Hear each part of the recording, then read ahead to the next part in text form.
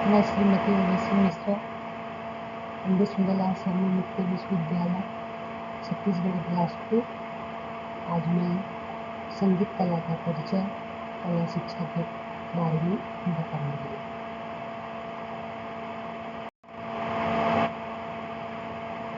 संगीत एक सर्वप्रिय विषय है।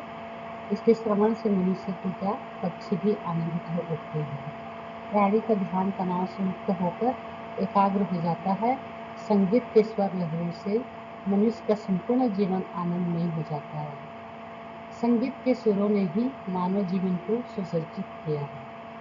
संगीत के अभाव में संपूर्ण संसार नीरस दिखाई देता है। मानवीय जीवन की संवेदनाएं संगीत के साथ परस्पर जुड़ी हुई है। संगीत आनंद प्राप्ति का प्राकृतिक साधन है। इनमें गायन, वादन, नृत्य के साथ साथ छंद शास्त्र तथा अलंकार शास्त्र का भी समावेश होता है।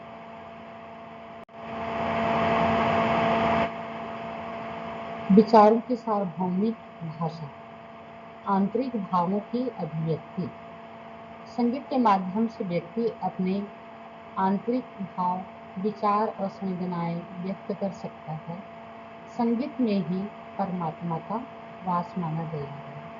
अंतर्राष्ट्रीय विषय, संगीत धर्म, जाति, वर्ण विचार से पूर्णतः स्वतंत्र है। यह धर्म निरपेक्ष विस्तृत विचारधारा प्रदान करता है।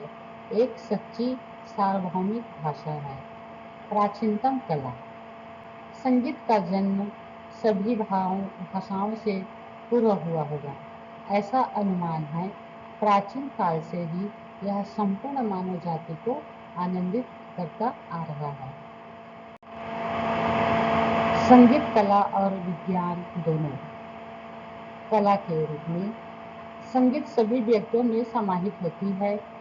कर्णप्रिय संगीत व्यक्ति के आंतरिक विचारों एवं भावनाओं को पूर्ण रूप से व्यक्त करता है। सत्यम शिवम सुंदरम की अभिव्यक्ति का जनक संगीत ही है। कला और संगीत एक दूसरे के पर्याय हैं। विज्ञान के रूप में संगीत में गणित की भांति कठिन नियम होते हैं। जैसे गणित में जोड़ घटाना से कठिन सूत्रों तक जाते हैं, वैसे ही संगीत भी सरल से कठिन क्रम में बढ़ता है। विद्वानों के अनुसार संगीत के नियम सर्वमान्य एवं सार्वभौमिक होते हैं। संगीत का सांस्कृतिक एवं ऐतिहासिक महत्व। मनुष्य ने सर्वांगीण विकास के लिए संगीतोपासना को सबल एवं सरल माध्यम बनाया। उपनिषदों के अनुसार संगीत को प्रत्यक्ष परमात्मा ने निश्चित किया है। सात्विक आनंद स्वरूप ब्रह्मा ने मनुष्य के आनंद तत्व से संगीत की उत्पत्ति की। डॉक्टर बर्ने का कथन है, संगीत की प्राचीनता को देखते हुए ऐसा लगता है कि मानव और संगीत का एक साथ पैदा हुए हैं। भारतीय संगीत की प्राचीन जानकारियां मोहनजोदड़ो और हड़प्पा की खुदाई से प्राप्त नृत्य गान करती मूर्तियों से मिली है। वैदिक परंपरा में संगीत, संगीत की अधिष्ठात्री माँ सरस्वती को माना गया है। ब्रह्मा के 4 मुखों से 4 वेदों की उत्पत्ति हुई है। ये चारों वेद वेय हैं। साम वेद के मंत्र उदात, अनुदात और स्वरित 3 स्वरों में गाए जाते हैं, जिनमें 7 स्वरों का समावेश होता है।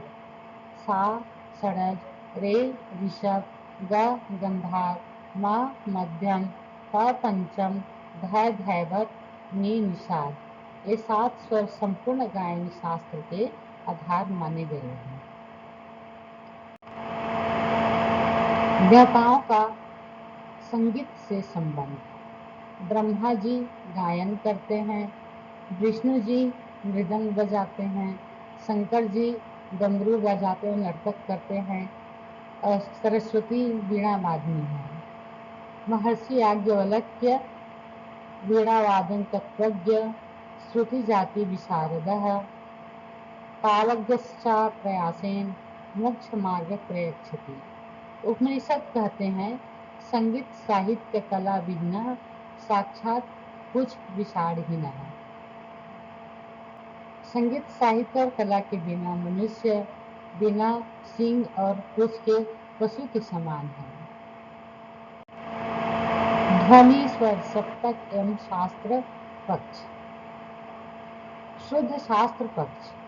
नाद, वादी, समाधि, लय, ताल, अलंकार आदि का अध्ययन।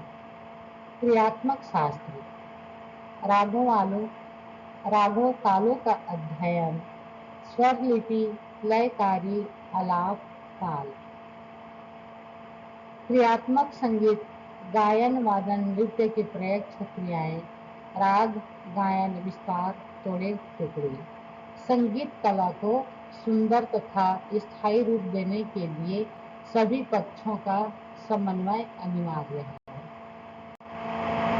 ध्वनि से राग तक गायन का क्रम। ध्वनि, नाद, नाद, श्रुति, श्रुति से स्वर, स्वर, सप्तक। संपूर्ण गायन वादन राग गायन पर आधारित होता है। सर्वप्रथम ध्वनि की आवश्यकता होती है। ध्वनि से नाद, नाद से श्रुति, श्रुति से स्वर, स्वर से सप्तक, सप्तक से आरोह, अवरोह से सम की रचना होती है। ध्वनि का अर्थ एवं कंपन। ध्वनि के दो प्रकार। पहला, संगीत का संबंध ध्वनि से होता है, परंतु ध्वनि दो प्रकार की होती है। मधुर ध्वनि कानों को सुनने में अच्छी लगती है, प्रसन्नता देती है।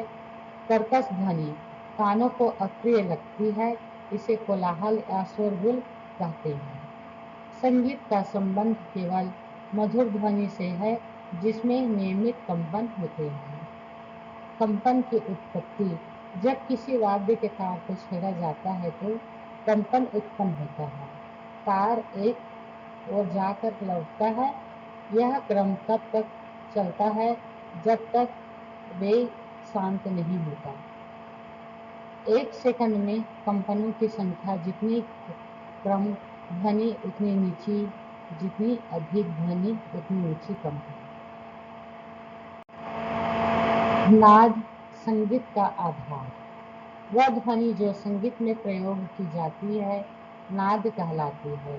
नाद ही संगीत का आधार है। अनाहत नाद बिना किसी आघात के स्वयं उत्पन्न होता है, साधारण सुनाई दे नहीं पड़ता। इसे सूक्ष्म या गुप्त नाद भी कहते हैं। इसका प्रयोग देवताओं के संगीत के लिए माना गया है। आहत नाद किसी आघात द्वारा उत्पन्न होता है। प्रचलित संगीत में इसी नाद का प्रयोग होता है। यह 3 प्रकार से उत्पन्न होता है: आघात, रगड़ और वायु प्रवेश से। आघात से। आहत नाद की उत्पत्ति के 3 प्रकार हैं: आघात से, रगड़ से, वायु प्रवेश से। आघात से एक वस्तु का दूसरी पर आघात, जैसे तबले पर हाथ का प्रहार करने से नाद उत्पन्न होता है। रगड़ से दो वस्तुओं के रगड़ने से, जैसे सारंगी या वायलिन पर गज रगड़ने से नाद उत्पन्न होता है। वायु प्रवेश से वस्तु में हवा भरने से, जैसे बांसुरी, बीन या कंठ की स्वर नदियों में वायु प्रवेश से ध्वनि उत्पन्न होती है। नाद की 3 विशेषताएं: छोटा बड़ापन, नाद की जाति, ऊंचा नीचापन। पहला, छोटा बड़ापन। नाद धीमा या तेज हो सकता है। धीमे से उत्पन्न नाद पास तक सुनाई देता है। जोर से उत्पन्न नाद दूर तक। यही गुण नाद का छोटा बड़ापन कहलाता है।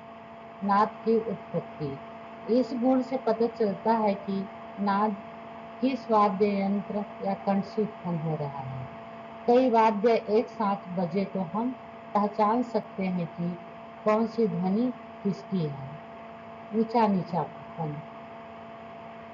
एक सेकंड में आंदोलन संख्या अधिक हो तो नाद ऊंचा कम हो तो नीचा। जैसे मध्यम स्वर गंधार से ऊंचा है क्योंकि उसकी आंदोलन संख्या अधिक है।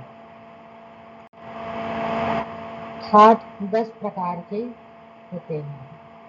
ठाठ का अर्थ 12 स्वरों शुद्ध कोमल तीव्र में से 7 स्वर मिलकर ठाठ की रचना करते हैं। ठाठों से रागों की सृष्टि होती है। मेल स्वर समूह व्यंजन स्वर व्यंजन या शक्तिमान स्वर समूह जो राग उत्पन्न करे उसे मेल कहते हैं। जैसे बिलावल, बिलावल की विशेषता है सभी स्वर शुद्ध और स्वर क्या है सारे गम पधनी। भैरव, भैरव में ऋषभ और धैवत कोमल शेष स्वर शुद्ध होते हैं। जैसे सारे गम पधनी। पूर्वी, ऋषभ धैवत कोमल मध्यम तीव्र स्वर में सारे गम पधनी। मारवा, ऋषभ कोमल मध्यम तीव्र जैसे सारे गम पधनी। तोड़ी, रेगाधा कोमल मतीव्र सारे गम पधनी। भैरवी, रेगाधनी कोमल सारे गम पधनी। काफी, गंधार व निषाद कोमल सारे गम पधनी। आशावरी, मधनी कोमल सारे गम पधनी। हमाज, केवल निषाद कोमल सारे गम पधनी। कल्याण, केवल मध्यम तीव्र सारे गम पधनी। ठाठ की विशेषताएं एवं सारांश। सदैव संपूर्ण, ठाठ में 7 स्वर अनिवार्य है, अन्यथा 7 स्वर वाला राग उत्पन्न नहीं हो सकेगा। क्रमानुसार स्वर, सारे गम पधनी सप्तक के 7 स्वर क्रम में होने चाहिए। केवल आरोह आवश्यक है, रंजकता नहीं। राग ठाठ गाया नहीं जाता, रंजकता की आवश्यकता राग में होती है, ठाठ में नहीं। राग उत्पन्न करने की शक्ति, ठाठ जनक है, इनमें अनेक राग उत्पन्न करने की शक्ति होनी चाहिए। तो बच्चों, आज हमने संगीत का परिचय, ध्वनि के प्रकार, नाद और इसकी विशेषताएं तथा 10 ठाठ और उनकी विशेषताएं को अध्ययन किया है। अगले पाठ में हम स्वर सप्तकों के बारे में विस्तृत अध्ययन करेंगे। तब तक के लिए नमस्कार।